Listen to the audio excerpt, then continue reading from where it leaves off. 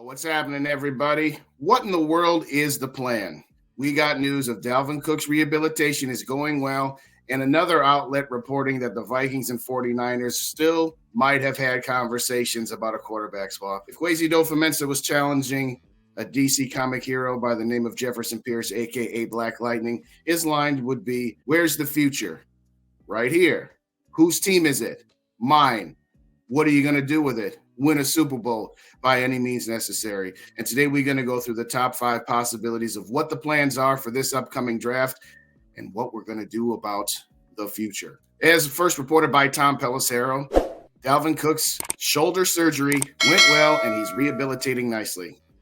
Code for, yeah, I'll be able to pass a physical if I'm traded. If it isn't abundantly obvious that Dalvin Cook has played his last game here, that should pretty much be the nail in the coffin. The Vikings re-signed Alexander Mattison, and according to Brad Biggs out of Chicago, they actually tried to get Montgomery in here before he ultimately ended up with Detroit. So plan number 1, put the sacred cows out to pasture and sell the farm. Rip the Band-Aid off, trade up to the top 5, and get one of those top 3 quarterbacks. Do whatever it takes. I don't care if it's going to take a couple of extra first-round picks, a player or two. Okay. Looks like you got a couple players in Dalvin Cook and Danielle Hunter that are just sitting there doing nothing for you but waiting to be traded. I'm not saying Arizona would take 3 first-round picks, Danielle Hunter, and a player to be named later, but it's in the ballpark. I'm right off the bat are going to say, why are you talking about getting yourself a new car when you just had hail damage ripped through the shingles in your roof, the siding of your house, you've got flooding and need carpet to be replaced in your house? Why are you worried about your car?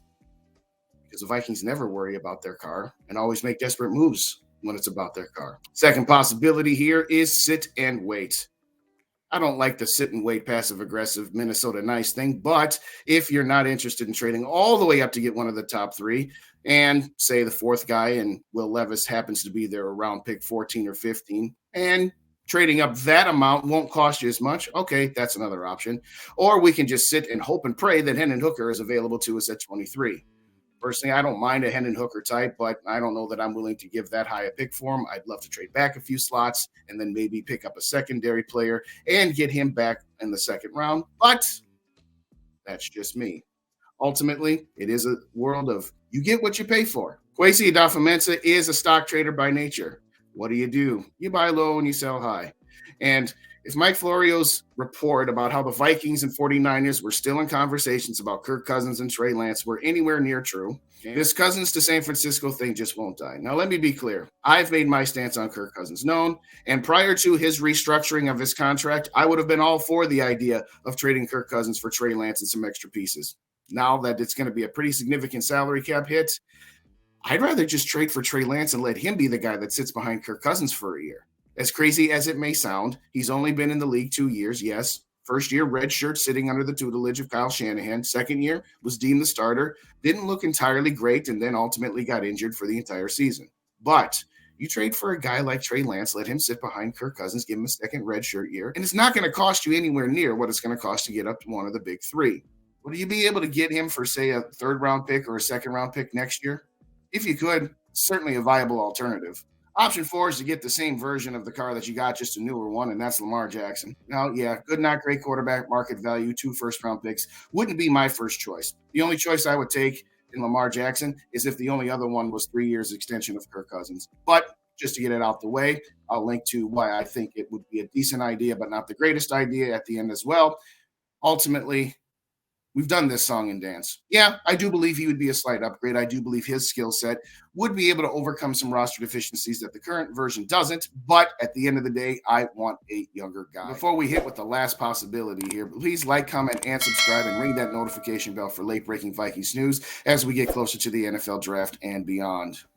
And, of course, there's the tried and true, let's just put it off till next year because we've got so many other needs. Why in the world do we need to try to get our quarterback of the future now routine? Okay, so let's play this out. Best case scenario, we have a top 15 defense because we actually have a defensive coordinator that's worth a darn. Okay, cool. We get another wide receiver and our top 7 offense does even better. And we instead lose in the divisional round of the playoffs instead of the wild card round of the playoffs. Okay, great. Which means you're still going to have a mid-20s pick, which means this time next year, it's the same song and dance. It's still going to take 3 first-round picks plus other assets to move up to a position to take a quarterback of the future. Okay, So how's that any different than now? Because teams know that you don't have Kirk Cousins on a one-year deal anymore. You don't have a quarterback, which means the price of poker just went up even higher than it is right now. Listen, what are you going to do next year if you don't get one now? You're going to try and re-sign Kirk Cousins again? Oh, just sign him to a one-year contract. He's already rejected a one-year contract. What makes you think that this time next year, he's going to be happier to take a one-year contract extension that he's already rejected now? And I don't want to hear, well, then offer him 2 years. I don't want him for 2 more years. Don't want him for 1 more year. Want to get the replacement in here now and let him sit behind him this year. So your alternative is to not do it now, do it next year. Okay, and if you can't get Kirk Cousins back, are you going to put the rookie quarterback right out there to begin with in 2024? Or are you going to sign some slappy journeyman quarterback to run the show and redshirt the freshman, so to speak?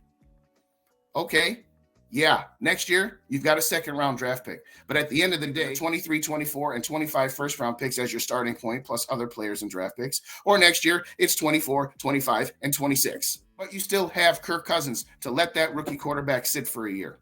I'm not interested in extending him. He's not interested in being extended for 1 year. So what's your plan? Like, rip off the Band-Aid and get into the top 5. Wait back and see if you can get one of the second-tier quarterbacks. Trade for treylance. Trade for Lamar Jackson.